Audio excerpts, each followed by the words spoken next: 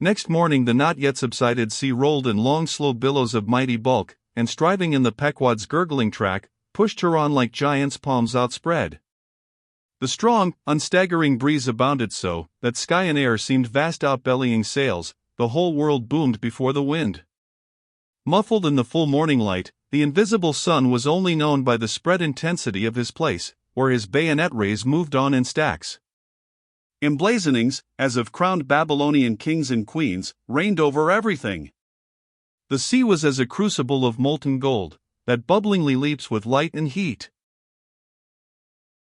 Long maintaining an enchanted silence, Ahab stood apart, and every time the teetering ship loweringly pitched down her bowsprit, he turned to eye the bright sun's rays produced ahead, and when she profoundly settled by the stern, he turned behind, and saw the sun's rearward place, and how the same yellow rays were blending with his undeviating wake.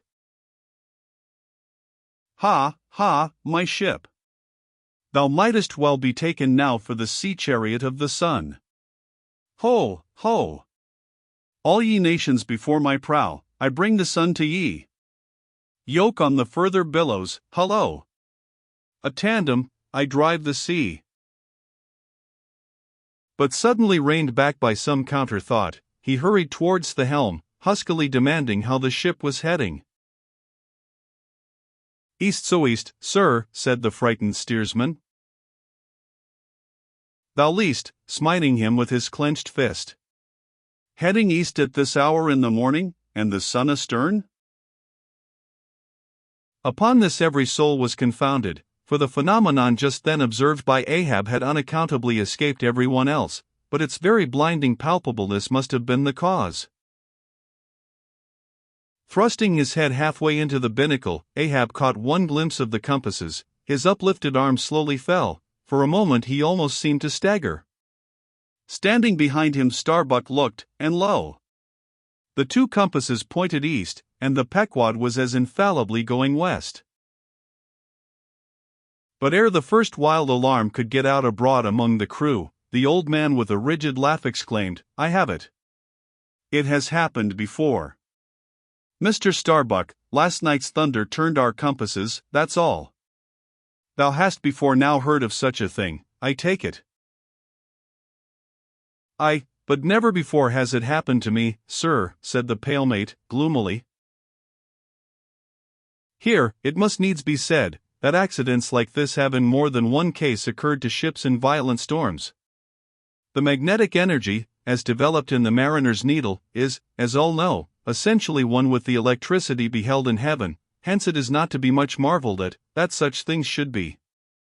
Instances where the lightning has actually struck the vessel, so as to smite down some of the spars and rigging, the effect upon the needle has at times been still more fatal, all its lodestone virtue being annihilated, so that the before magnetic steel was of no more use than an old wife's knitting needle. But in either case, the needle never again, of itself, recovers the original virtue thus marred or lost, and if the binnacle compasses be affected, the same fate reaches all the others that may be in the ship, even were the lowermost one inserted into the kelson. Deliberately standing before the binnacle, and eyeing the transpointed compasses, the old man, with the sharp of his extended hand, now took the precise bearing of the sun, and satisfied that the needles were exactly inverted, shouted out his orders for the ship's course to be changed accordingly. The yards were hard up, and once more the Pequod thrust her undaunted bows into the opposing wind, for the supposed fair one had only been juggling her. Meanwhile, whatever were his own secret thoughts, Starbuck said nothing, but quietly he issued all requisite orders, while Stubb and Flask, who in some small degree seemed then to be sharing his feelings, likewise unmurmuringly acquiesced. As for the men, though some of them lowly rumbled, their fear of Ahab was greater than their fear of fate. But as ever before, the pagan harpooneers remained almost wholly unimpressed, or if impressed, it was only with a certain magnetism shot into their congenial hearts from inflexible Ahabs. For a space the old man walked the deck in rolling reveries. But chancing to slip with his ivory heel, he saw the crushed copper sight tubes of the quadrant he had the day before dashed to the deck. Thou poor, proud heaven-gazer and sun's pilot! Yesterday I wrecked thee, and today the compasses would fain have wrecked me. So. But Ahab is lord over the level lodestone yet.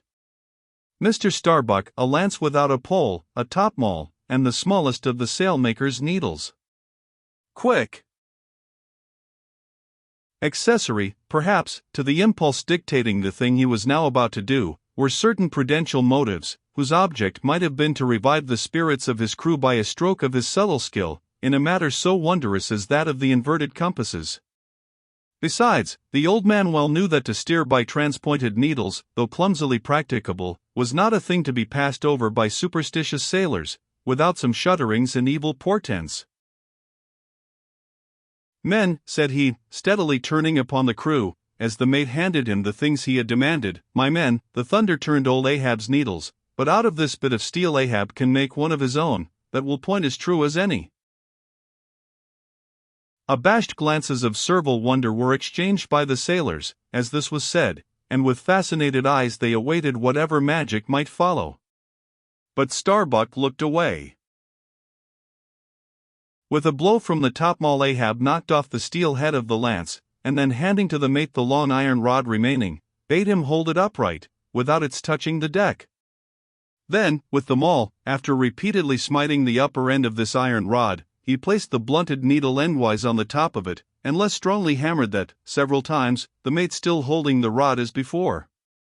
Then going through some small strange motions with it, whether indispensable to the magnetizing of the steel, or merely intended to augment the awe of the crew, is uncertain, he called for linen thread, and moving to the binnacle, slipped out the two reversed needles there, and horizontally suspended the sail needle by its middle, over one of the compass cards. At first, the steel went round and round, quivering and vibrating at either end, but at last it settled to its place, when Ahab, who had been intently watching for this result, stepped frankly back from the binnacle, and pointing his stretched arm towards it, exclaimed, "Look ye, for yourselves, if Ahab be not lord of the level lodestone. The sun is east, and that compass swears it." One after another they peered in, for nothing but their own eyes could persuade such ignorance as theirs, and one after another they slunk away.